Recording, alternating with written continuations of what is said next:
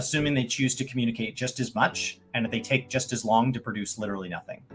Like if you sit there, like Ashes is a question of like, what if I communicated all the time and then released nothing? Like now we know people are eventually going to get mad.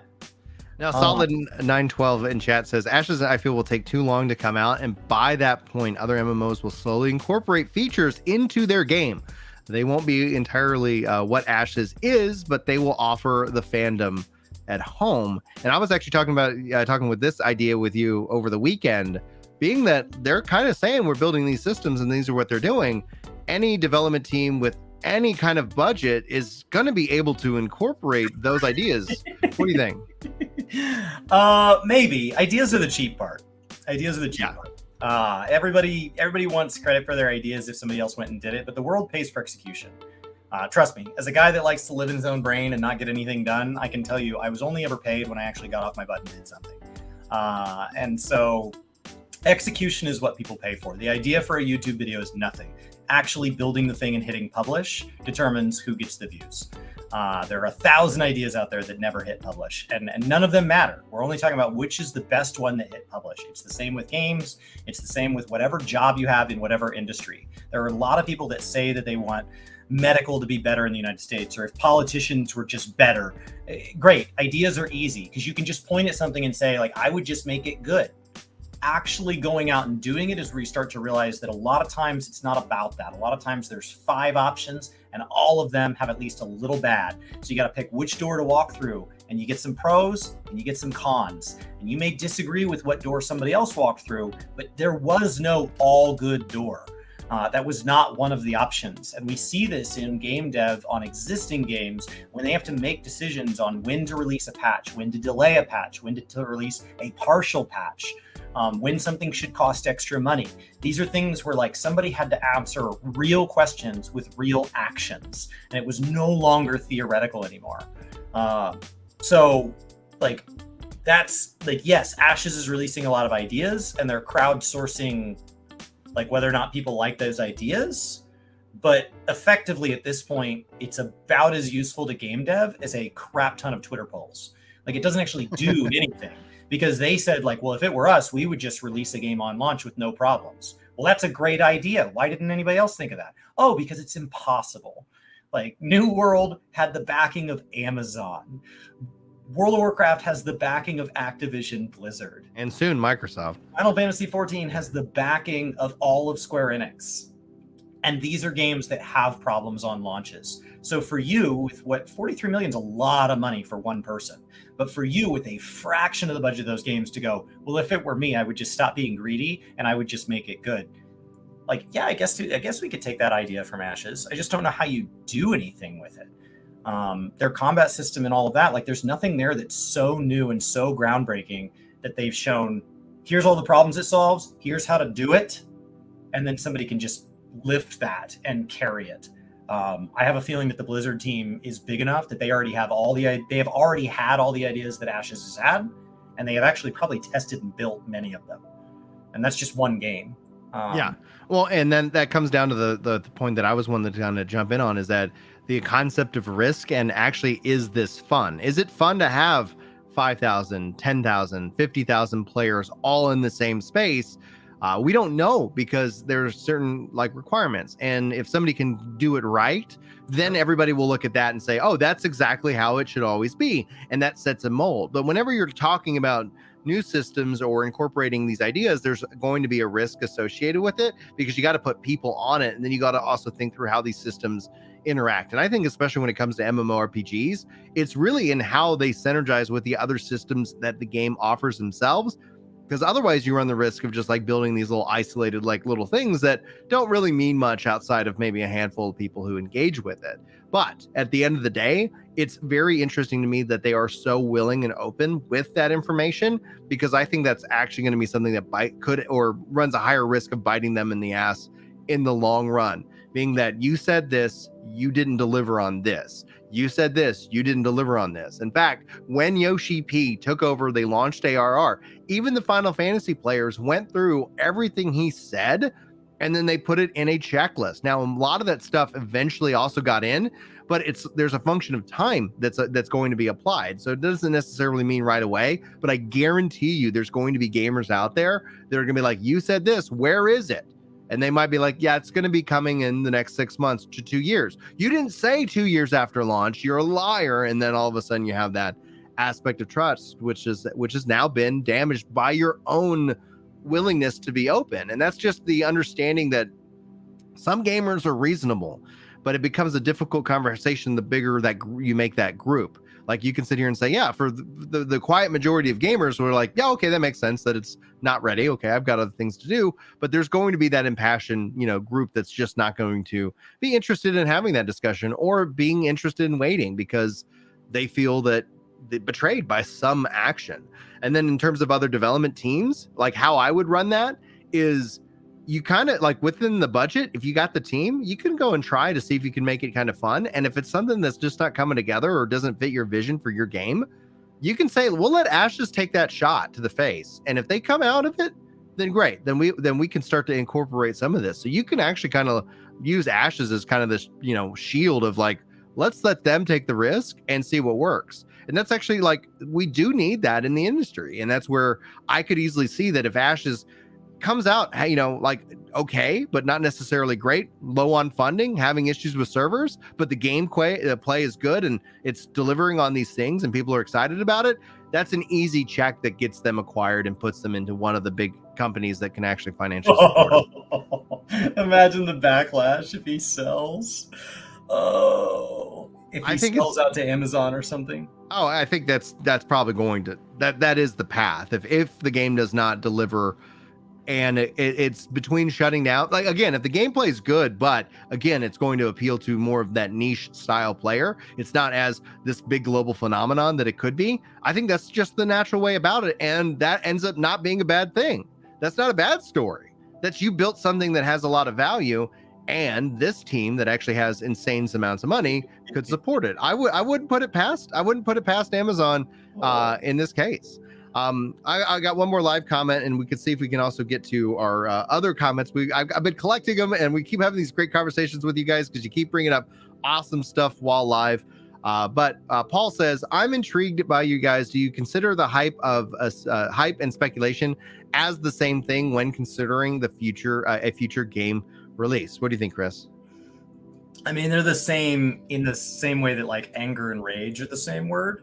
Like, I think they can often overlap, but hype can also be excitement for something that is very well known and understood, and maybe even exists elsewhere, right? Mm-hmm. A new game, a new WoW clone releasing on Teenage Mutant Ninja Turtle IP would have a lot of hype around it, but we wouldn't really have to speculate what that's going to be like. We can all immediately picture, going through a WoW-like experience on a Ninja Turtle.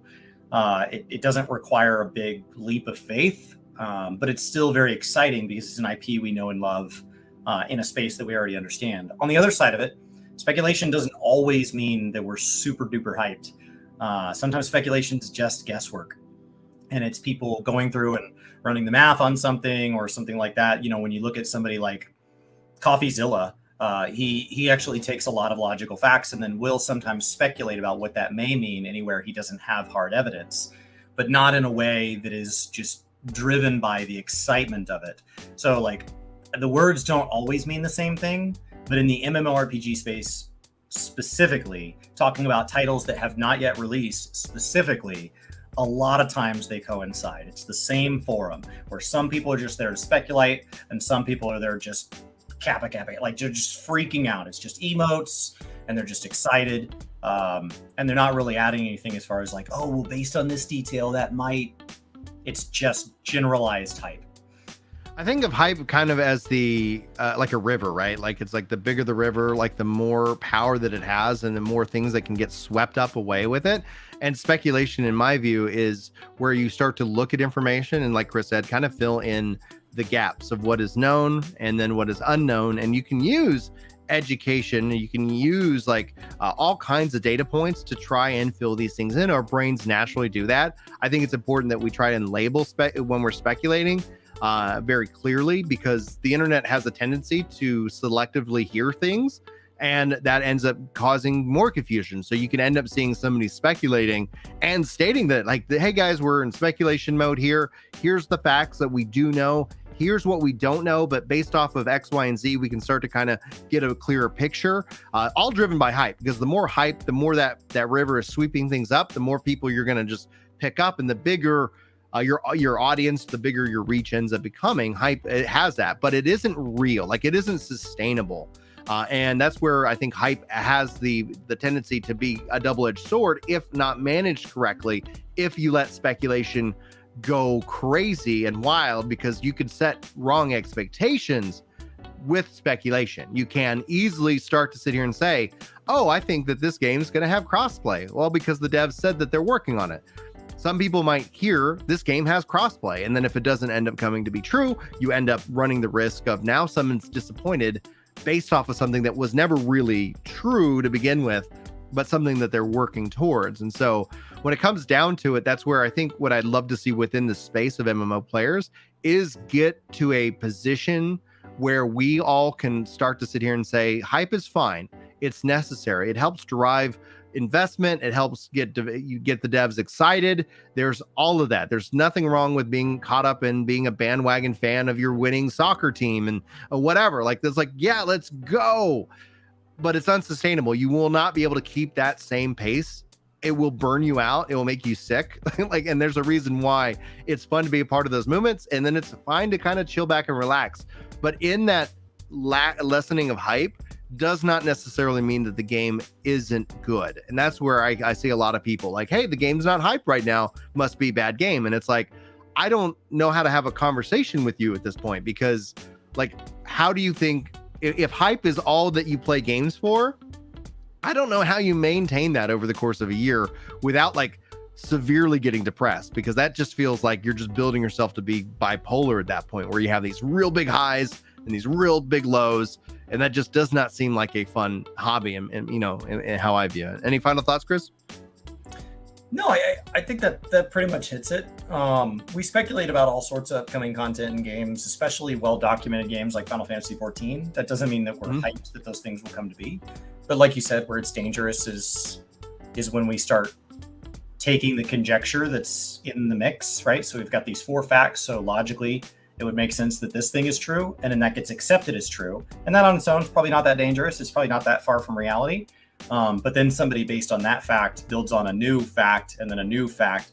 And then by the time you're 5 deep, you know for a fact that Blitzball is coming to Final Fantasy XIV, and then it's going to be here on the next patch. And then all of a sudden, people are really hurt.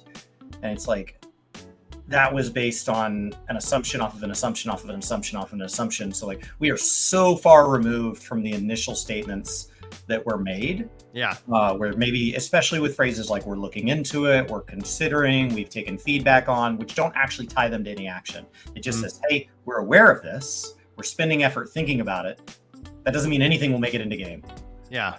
And forgive me if I'm mispronouncing it. Yendrin in chat says, do you guys think early previews like what Ashes did helps build unrealistic expectations versus previews that are very limited until the months before launch, like Final Fantasy 16? I said this especially as it relates to 16. Don't tell me about it until until I'm ready to play it, because essentially what it does is set up false expectations. It sets up this sense of like, you're going into the game like, I've been looking forward to this game for 10 years and it's going to have 10 years of quality to it because of this. And it's like, no. Like, it's actually probably a bad sign how long something takes to build, because everybody forgets about the human resources component of game dev. You know, it's like, hey, you're going to work at, 6 to 7, years at a job, maybe less. That knowledge is going to transfer out. You're going to have hiccups, and like, game development is this miraculous thing that actually happens. It's just, to me, like, just the sheer amount of effort to make these big games. It's amazing, but it's risky. And so I think what Ashes did is interesting because it helps do what he's doing. He's selling people a product without there being a product. This could work out in his favor, or it could end up in a lot of lawsuits. Just understand where you're coming from, what you're getting into, and where your money is going. And that's not just with the Kickstarter, but that's also with the pre-order pack and things like that within Ashes. And his marketing is about making those sales. his business model is about making those sales. And if right, it's his background. Multi-level marketing is his background, and having marketing and real estate flipping is his background. Right, and so he's doing what he knows. Yeah, that's what he's good at. Yeah. So when it comes down to it, like that concerns me. It's concerned me from day one. Again, I'm rooting for this game, for the Ashes faithful out there, that like I don't want this game to fail, but there are so many red flags that in and of itself, if you can't see those red flags and the game is not good or what you wanted it to be, you need to do some self-reflection. You need to look in the mirror and start to kind of like hopefully use this as an unfortunate education. Now, again, I hope they come out and crush it. I hope people can look back in this and like, Brian, you were wrong. Like they've done a great job. Like, great. Like that's what we're all rooting for. But when it comes down to it, like understanding gamers and how we think and how we process information, I think ultimately is going to set up a lot of expectations. I think a lot of people think what he's building has broad, massive appeal, where I think in reality, it's going to be, best case scenario, a good MMO that has a good population. I don't think it's going to replace or do what World of Warcraft does. And everybody who says that that's what's going to be the case, I think are going to find themselves wondering why Ashes is not, 12 million active players all at the same time. Like that in and of itself is going to be where I get concerned. They said during it that they didn't expect it to be big because it has a niche appeal. And then as separate statements, they said that they think that MMOs have lost their way since the years of Wrath of the Lich King, and that they're going to bring it back. And so they expect it to have that level of impact, which implies that they expect it to have that level of success. And so they're saying it won't be big. It won't appeal to everybody because not everybody wants this kind of game. And that is why we're so good at our values, that it will be big and it will appeal to everybody. Like if you listen to all those statements too close together, clipped from a series of months, it starts to feel a little bit conflicting. And that's just what happens when you listen to somebody talk about an ongoing project, is their views do change and morph from day to day, week to week, patch to patch. And you're seeing all of that, and you're seeing it all within the pre-development timeframe. So the game hasn't moved forward at all publicly, but the feelings around what the game could be has. And so it's easy to go clip statements from various and see that it conflicts. And that just gets really, it's like, well, then what do I believe? Do I believe when you hadn't yet built anything to show us? Do I believe when you started to be ready to show us things? Do I believe your most recent statement? Because they don't all line up. And the advantage of something like Final Fantasy 16 is there just haven't been very many of those statements. So like Yoshi P can only be so different from when he first talked about the game publicly to now, because there's only been like, a handful of interviews compared to Steven being live quite a bit.